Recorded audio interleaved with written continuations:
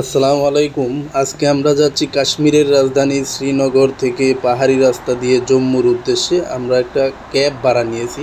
এই রাস্তাটা সাধারণত অত্যন্ত ভয়ঙ্কর, কারণ পাহাড় কেটে, পাহাড়ের এক পাশ কেটে এই রাস্তাটা তৈরি করা হয়েছে। যেমন আপনারা দেখতে পাচ্ছেন যে পাহাড়ের এক পাশে হচ্ছে গিরিখাত, অন্য পাশে হচ্ছে এই রাস্তাটা। দেখুন পাহাড় কেটে কীভাবে তৈরি করা হয়েছে রাস্তাটা। এক প্রাকৃতিক ভয়ঙ্কর এক সৌন্দর্য, কী অপরূপ সৌন্দর্য। এখানে আমরা যে গাড়ি দিয়ে যাচ্ছি, এই গাড়ির ড্রাইভার অত্যন্ত দক্ষ না হলে সাধারণত এই পথে গাড়ি চালানো খুবই ভয়ঙ্কর। মানে এক্সপার্ট ছাড়া এই পথে আসলে গাড়ি চালানো যাবে না। ওই যে দেখেন কি ভয়ঙ্কর, এক পাশে হচ্ছে গিরিখাত, ওই যে পাহাড়ের উপর ছোট ছোট কিছু বাড়ি দেখা যাচ্ছে। এখানে সাধারণত ছোট শহর বলে, পাহাড়ি ছোট শহর। ওই যে দেখেন, এই যে পাহাড় কেটে রাস্তাটা তৈরি করা হয়েছে, দেখেন কি ভয়ঙ্কর সৌন্দর্য।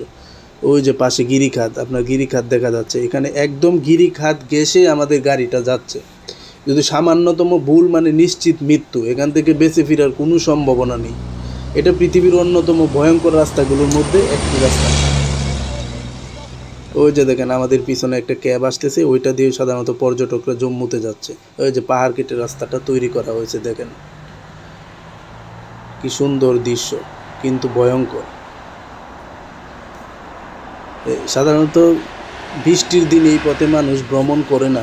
ওই যে দেখেন নদী, ওই যে পাহাড়ি পথ বেয়ে সাদা ময়লা পানিযুক্ত একটা খরস্রোতা শিরু নদী, মানে অজগর সাপের মতো এঁকে বেঁকে চলে গেছে। ওই যে দেখেন পাহাড় থেকে অনেক নিচে নদীটা, সবুজ প্রাকৃতিক সৌন্দর্য। ওই যে একটা ছোটো রাস্তা দেখা যাচ্ছে নদীর উপরে। এখানে 2 লেয়ারের রাস্তা। আমরা যে রাস্তা দিয়ে যাচ্ছি এটা হচ্ছে সবচেয়ে আপার লেয়ারের রাস্তা। ওই যে ছোটো নদী, ওই দেখেন পাহাড় কেটে কীভাবে রাস্তাগুলো তৈরি করা হয়েছে, কি সৌন্দর্য। ভাই একটু পিছনে বসেন। ওই যে দেখেন, ওই যে একদম পাহাড়ের কিনার ঘেঁষে রাস্তাটা তৈরি করা হয়েছে। মনে হচ্ছে যে কোনো সময় পাহাড় ভেঙে আমাদের গাড়ির উপর পড়ে যাবে। ওই যে ইন্ডিয়ান একজন আর্মি দেখা যাচ্ছে এখানে। ওই যে দেখেন ওই পাশটাই হচ্ছে গিরিখাত। গিরিখাতের মধ্যে সাধারণত এখানে প্রায় সময় অ্যাক্সিডেন্ট হয়, কিন্তু এখানে অ্যাক্সিডেন্ট হলে বাঁচার সম্ভাবনা মানে 0% বলা যেতে পারে। ওই যে একদম পাহাড় কেটে রাস্তা তৈরি করেছে। এগুলো মানে প্রায় 267 কিলোমিটার রাস্তা। এখানে কোনো পথচারী নাই, কারণ পথচারী এখানে কেউ যায় না, যাওয়ার কোনো সম্ভাবনা নেই। যে আমরা এখন একটা আন্ডার কনস্ট্রাকশন একটা টানেলের ভিতর প্রবেশ করতেছি। ওই যে টানেল দেখেন, টানেলের ভিতরে এখনও লাইটিং ব্যবস্থা করা হয়নি, কারণ টানেল এখনও কমপ্লিট করা হয়নি। আমরা এই পথে ভ্রমণ করে অনেকগুলো টানেল অতিক্রম করছি, তার মধ্যে এটা একটা টানেল। ওই যে দেখেন অনেক বড় দৈত্যাকার পাহাড় কেটে এখানে টানেল তৈরি করা হয়েছে। ওই যে আমাদের পিছনে আরও গাড়ি আসতেছে, টানেল।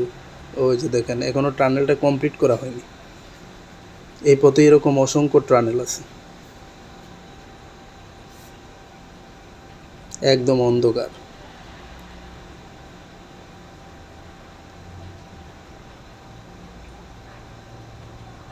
একদম অন্ধকার। ওই যে দেখেন ওই টানেলটার দৈর্ঘ্য মোটামুটি 1 কিলোমিটারের উপরে হবে সাধারণত, কারণ এই টানেলটা পার হতে আমাদের প্রায় 2 মিনিটের উপর সময় লাগছে।